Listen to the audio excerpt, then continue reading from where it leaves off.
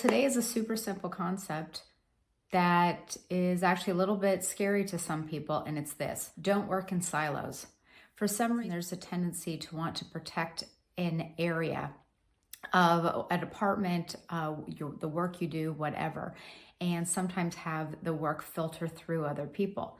I absolutely think that this is not the way to accomplish growth or success, either for the company or for you individually in your career. It is much more important to be transparent with information and free flowing with ideas so that you always have the best ideas. So a silo might look like this department always, the people in this department always have to talk to their manager, and the manager talks to the other department, if at all. And sometimes the relationship between that department and the other department isn't going that well, and things just don't get solved. This is terrible, as I just said, for company growth. It's also very much not good for your mental health if you're involved in such a situation, because one of the things that makes people happiest at their jobs is a locus of control, feeling that they have a say in how things turn out. Now, we don't always get our way. That's not what this is about.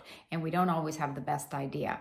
But that interdepartmental communication, interdepartmental communication as well is very, very important. So an example might be that you might have a quality assurance department.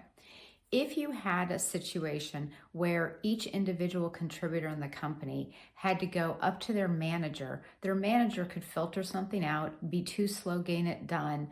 The person might not feel comfortable going to their manager. There could be any sundry reasons for why this process wouldn't work out.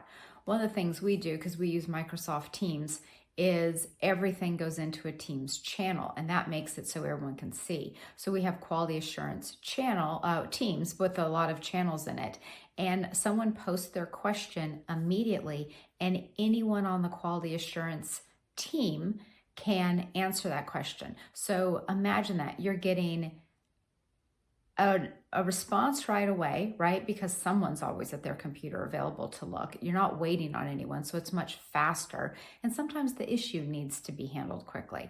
But also, if someone gives an opinion and there's needs to be a little dialogue around it, that maybe that's not the best way to do something, maybe we could do it this other way, you end up with such better solutions because you have many people looking at something like, oh, well, that wasn't the solution. Perhaps what could we do better? And then you end up with so much better. I think the most diverse group you can get looking at an issue brings you the most sustainable change and the most sustainable processes, because they've been tested sort of by different minds. The one part that's difficult that I was alluding to earlier is that people sometimes feel, I'm going to use air quotes, called out because an issue is out there in public. So let's say you ask me a question, or you ask this department a question, and I answer, and someone else thinks that's not a very good answer.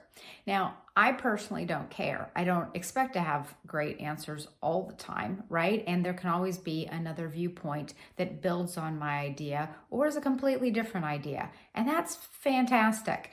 Like, your ego shouldn't be married to your ideas.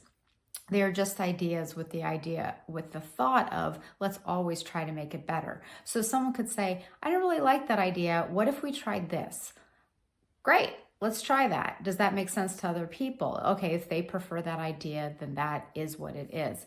That's wonderful. Really, why would you want the company to pursue an idea that wasn't as good as it could be? You're just going to have to redo it later. So I never have thought about it as being called out. It's more like we're all in this together. And I was interviewing someone the other day, and what I said about the company was, we don't have a thing where you need to stay in your own lane. Your lane is the company.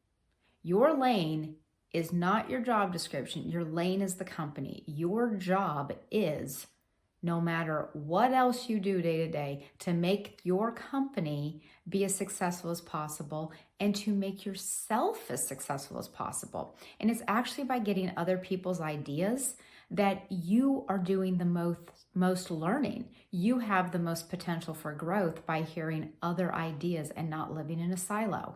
Don't live in a silo. Break them down wherever you can, in whatever way you can. and it shows you to be a great leader that way. Take care.